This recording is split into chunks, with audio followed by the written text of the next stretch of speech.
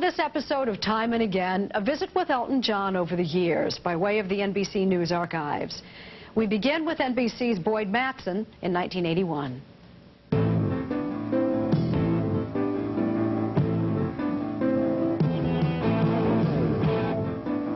They explode onto the pop music scene every year. New artists with hit records. For most, the stardom is only a flash. 10 years ago, Elton John was one of those new names. But in defiance of the laws of rock and roll gravity, he is still riding high with a new gold record and a major concert tour.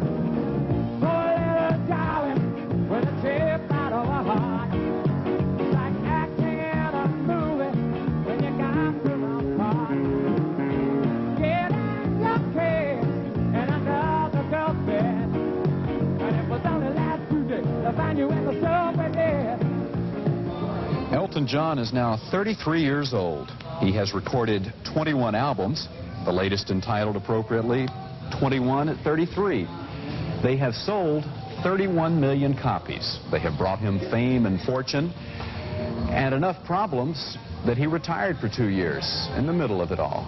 I came off the road in 1976 and chose to do something different because I'd had enough within 6 years. Not particularly what I've been doing because I enjoyed it, but there was more than rock and roll to my life. Horrendously, I was protected and protected and protected. And I decided to start wearing contact lenses because I used to hide behind my glasses. You know. I didn't realize it, but I used to get dark glasses. I used to hide. I was very shy and very timid. And I still am pretty shy, but I said, right, contact lenses for you, my boy.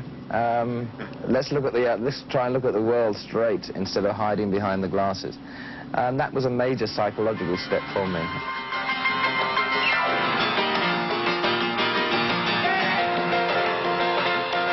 When Elton decided to return to the stage, not only were his glasses gone, but also his band.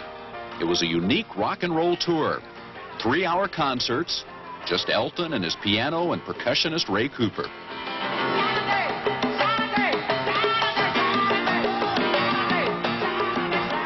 It sold out everywhere, even Russia. One of the reasons I stopped playing in 1976, most of the time, the biggest reason was because I was unhappy with the lifestyle I was leading. But another reason was because my piano playing hadn't improved in 6 years and my singing hadn't improved. So the solo concerts, you really had to sing well and you had to play well. You had to think for a change instead of looking at other people getting beaten up in the audience. Well, you just had one thing to think about. Goodbye, long Jean. No, I never knew what all I have the rest to hold yourself or those around you. Goodbye, long Jean.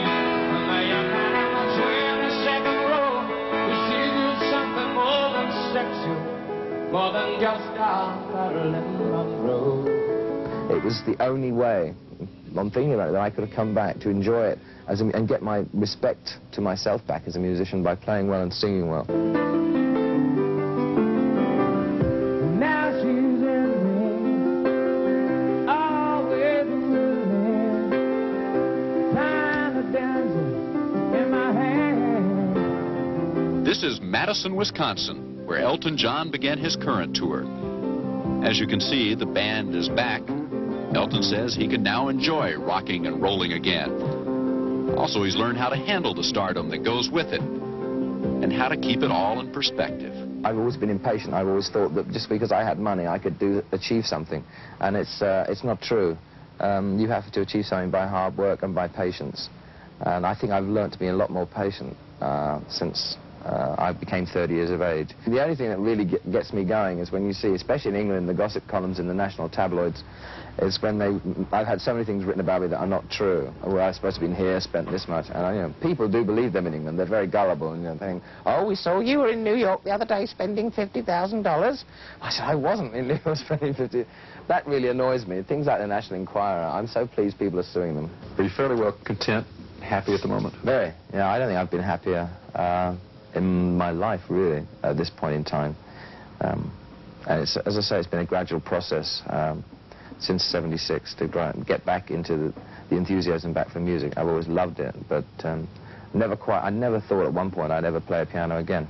And just to come back and share it, which is very important, to share things with the people that originally helped me start off, is ironical, and it's also quite a delight. It's sad, so sad. Why can't we talk it over? Oh, it seems to me sorry to be the hardest word. For today, Boyd Matson, NBC News, Madison, Wisconsin.